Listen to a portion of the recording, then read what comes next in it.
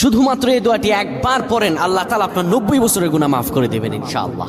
আপনার 90 বছরের গুনাহ মাফ হয়ে যাবে শুধুমাত্র এই দোয়াটি যদি একবার পড়তে পারেন। আপনার ভাগ্য খুলে যাবে, রিজিকে বরকত আসবে, মনের ন্যাক আশা পূরণ হবে, আল্লাহ আপনার সব দোয়া কবুল করে দিবেন। সুবহানাল্লাহি ওয়া বিহামদি। এত ফজিলত, এই দোয়াটা আপনারা শেয়ার করে দিবেন। এই যুবকেরা, আমল না করেও সওয়াব পাবা। তোমার একটি শেয়ারে, একটা বাটনে প্রেস করে তুমি সওয়াব পেয়ে যাবা। কারণ তুমি আমল না করো, অন্য কেউ যদি তোমার শেয়ারের বদৌলতে আমল করে, সওয়াব তুমি পেয়ে যাবা। নবীজির হাদিস।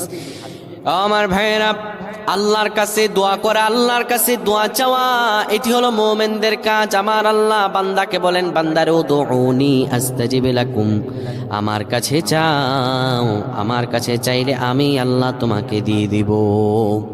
কেউ যদি একবারে দোয়াটি পড়তে পারে, দোয়াটি হলো রব্বি ইন্নী যালামতু নাফসি ফাগফিরলি। কেউ যদি এই দোয়াটা একবার পড়তে পারে, আমার আল্লাহ তাআলা তার 90